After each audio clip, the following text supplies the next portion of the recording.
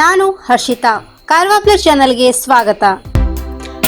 ಮಾಜಿ ಶಾಸಕರ ಅವಧಿಯಲ್ಲೇ ಅಕ್ರಮ ಸ್ಪಿರಿಟ್ ಸಾಗಾಟವಾಗುತ್ತಿತ್ತು. ಶಾಸಕ ಸತೀಶ್ ಸೈಲ್.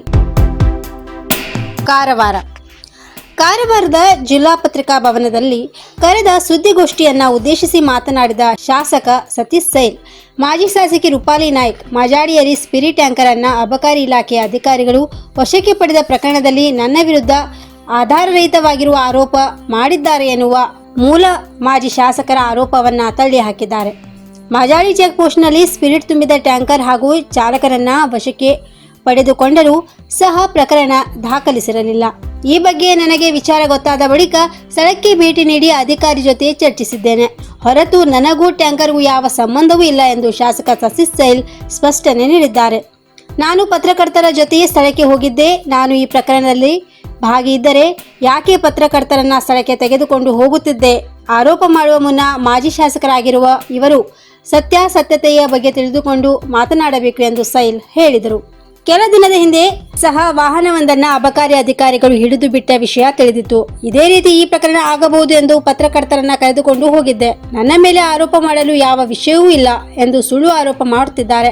ಚಾಲಕನನ್ನ ವಶಕ್ಕೆ ಪಡೆದು 3-4 ದಿನವಾದರೂ ದೂರು ದಾಖಲಿಸಿಕೊಳ್ಳದೆ ಇರುವುದನ್ನ ಪ್ರಶ್ನೆ ಮಾಡಿದ್ದೇನೆ. ಈ ವಿಚಾರವನ್ನೇ ಮಾಜಿ ಶಾಸಕರು ದೊಡ್ಡದಾಗಿ ಮಾಡಿದ್ದಾರೆ. ಒಬ್ಬರ ಮೇಲೆ ಆರೋಪ ಮಾಡುವಾಗ ಅದರ ಬಗ್ಗೆ ಸರಿಯಾಗಿ ತಿಳಿದುಕೊಂಡು ಮಾತನಾಡಬೇಕು ಎಂದು ಸತೀಶ್ ಸೈಲ್ ಹೇಳಿದ್ದಾರೆ. ಕರ್ನಾಟಕ ಏನೊಂದು ವೆಹಿಕಲನ್ನು ರಿಟೇನ್ ಮಾಡಿದ್ರು, ಅದು ಇಲ್ಲಿಗಲ್ ಲಿಟೇಷನ್ ಅಂತ ಹೇಳ್ಬಿಟ್ಟು ನಾನು ಅಲ್ಲಿ ಹೋಗುವಾಗ ಸಹ ಪ್ರೆಸ್ ಎಲ್ಲ ಜನರನ್ನು ಕರೆದ್ರೆ ಎಷ್ಟು ಜನ ಇದ್ದರು ಅವರನ್ನು ತಗೊಂಡು ಹೋಗಿ ಅಲ್ಲಿ ಅವರು ವಿಚಾರಿಸಿದಾಗ ಅವರು ಒಂದು ಹೇಳಿದ್ರು, ನಮ್ಮಲ್ಲಿ ಈ ಏನು ಇದು ಬಂದಿದೆ, ಇಥೆನಾಲ್ ಬಂದಿದೆ, ಅದರೊಳಗೆ 2 ಥರ ಇರ್ತದೆ, ಒಂದು ಇಂಡಸ್ಟ್ರಿಯಲ್ ಮತ್ತು ಒಂದು ಸ್ಪಿರಿಟ್ ಅಂದರೆ ನಮ್ಮ ಮಧ್ಯದಲ್ಲಿ ಮಾಡ್ತಾರೆ. ಅದು ಇಂಡಸ್ಟ್ರಿಯಲ್ ಬಂದಿತ್ತು. ಅದನ್ನು ಇವರು 3 ದಿವಸ ಡಿಟೆನ್ಷನ್ ಮಾಡಿಕೊಂಡು ಡ್ರೈವರ್ ಮೇಲೆ ಅಥವಾ ಆ ಎಸ್ಕಾರ್ಟ್ ಯಾರು ಬರ್ತಾನೆ ಅದನ್ನು ತಗೊಂಡು ಅವರಿಗೆ ಏನೂ ಕೇಸ್ ಆಗಿದೆ ದಾಸ್ತಾನು ಕೊಠಡಿಯಲ್ಲಿ ಮನಸ್ಸಿಟ್ಟಿದ್ರು. ಮತ್ತು ಒಬ್ಬರಿಗೆ ಗೋವಾದಲ್ಲಿ ಕರ್ಕೊಂಡು ಹೋಗಿ ಆ ಫ್ಯಾಕ್ಟ್ರಿಯನ್ನು ಚೆಕ್ ಮಾಡಲಿಕ್ಕೆ ಹೋಗಿ.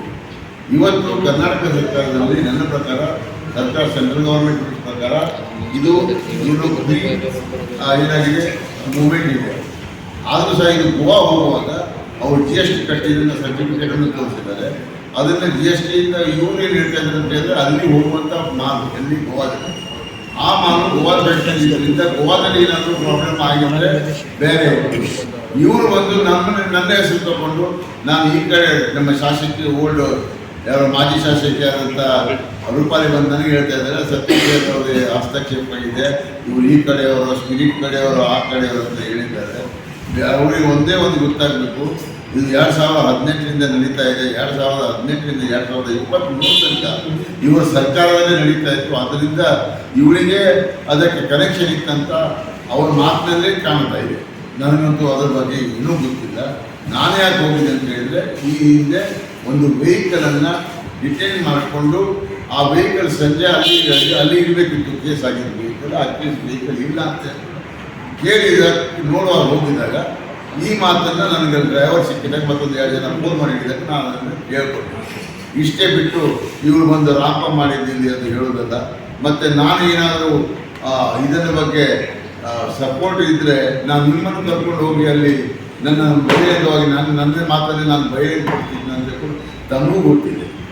ಆದ್ದರಿಂದ ಇದು ಏನು ಗೋವಾ ಸರ್ಕಾರದಲ್ಲಿ ಪ್ರೊಡ್ಯೂಸ್ ಆಗಿದೆ, ಕರ್ನಾಟಕದಿಂದ ಹೋಗುವಾಗ ಕ್ಲಿಯರಾಗಿ ಹೋಗಿದೆ. ಇವ್ರಿಗೆ 3 ದಿವಸ ಯಾಕೆ ಇಟ್ಕೊಳ್ಬೇಕಿತ್ತಪ್ಪ?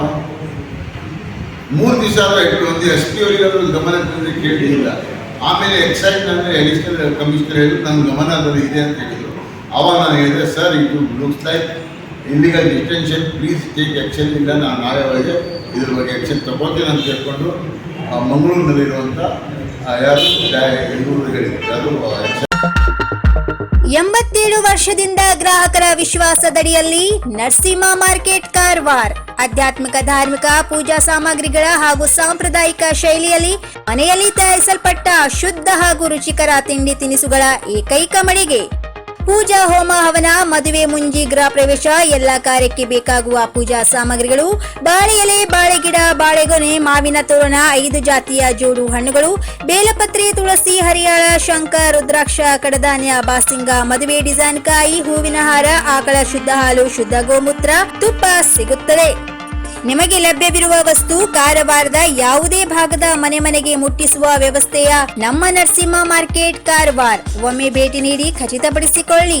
Narasimha market, Raikar manner, Kaikini road, Karwar. Mobile number 9242121334.